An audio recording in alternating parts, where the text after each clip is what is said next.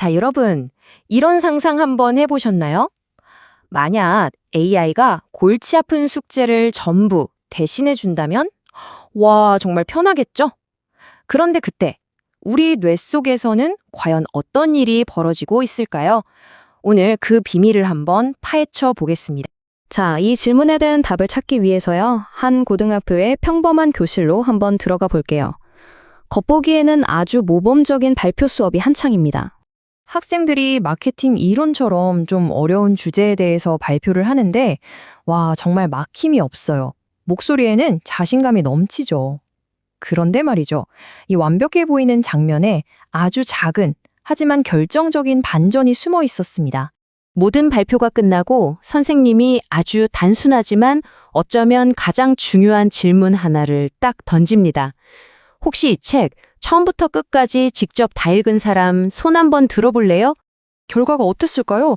와, 정말 놀랍게도 단 한 명도 없었습니다. 아니, 그렇게 유창하게 발표를 했는데 책을 끝까지 읽은 학생이 아무도 없었다니? 이게 어떻게 된 일일까요? 네, 바로 AI 때문이었죠. 학생들이 AI가 요약해준 내용으로 그렇게 멋지게 발표를 한 거였어요. 자, 그럼 여기서 진짜 질문이 생기죠. AI 숙제, 과연 이대로 괜찮은 걸까요? 학생들 이야기를 들어보면요. 솔직히 AI를 안 쓸 수가 없다고 말해요.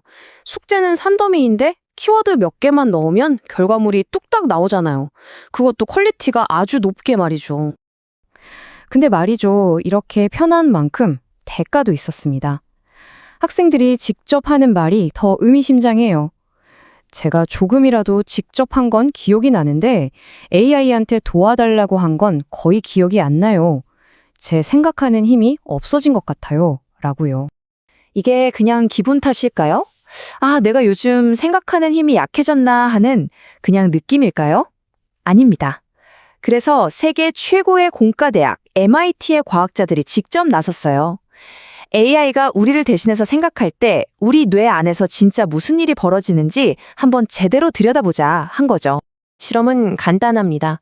학생 60명을 세 그룹으로 나눠요. 그리고 각각 다른 방법으로 에세이를 쓰게 하면서 그동안 뇌가 얼마나 활발하게 움직이는지를 본 거죠. 자, 첫 번째 그룹입니다. 오직 자기 머릿속에 있는 지식과 생각만으로 글을 쓴 학생들의 뇌예요.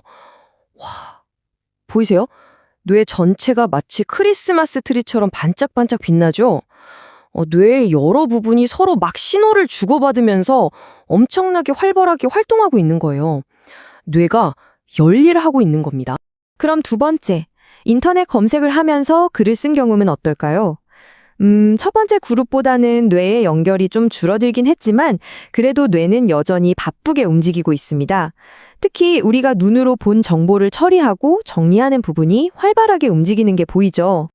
자, 그리고 대망의 세 번째 그룹, AI한테 물어서 답을 찾은 학생들의 뇌입니다. 정말 놀랍지 않나요? 뇌가 거의 잠들어 있는 것처럼 보여요.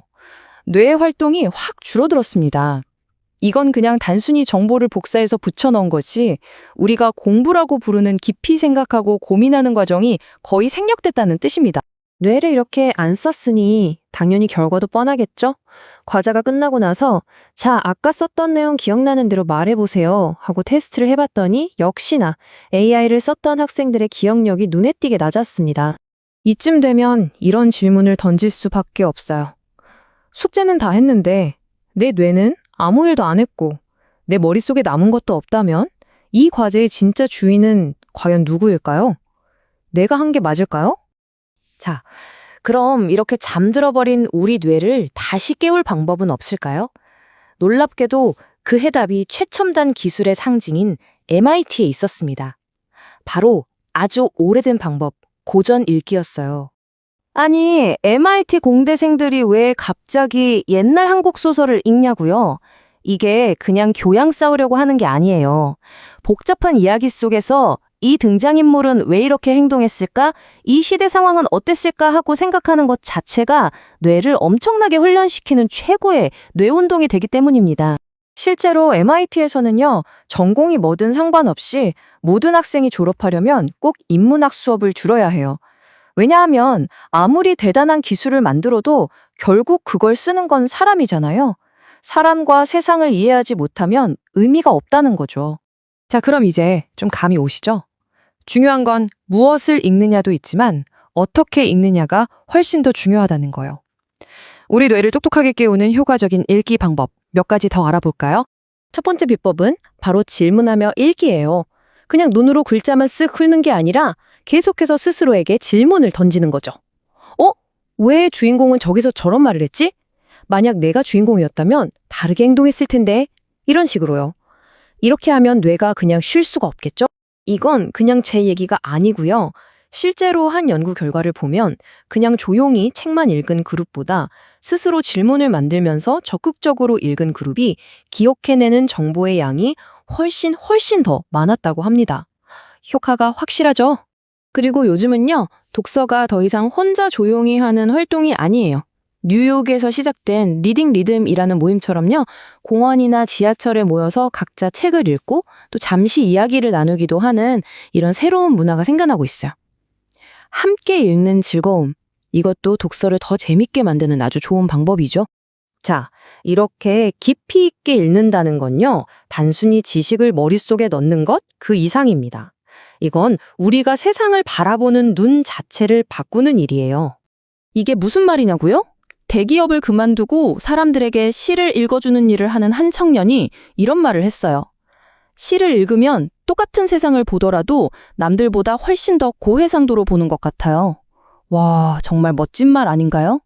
남들이 그냥 지나치는 것들 속에서 더 많은 색깔과 의미를 발견하게 된다는 거죠. AI는 앞으로 지금보다 훨씬 더 똑똑해질 겁니다. 점점 더 많은 일을 우리 대신 해주겠죠. 자, 그런 시대에 오늘 여러분은 여러분의 뇌를 어떻게 사용하시겠어요? 그 선택에 우리의 미래가 달려 있을지도 모릅니다.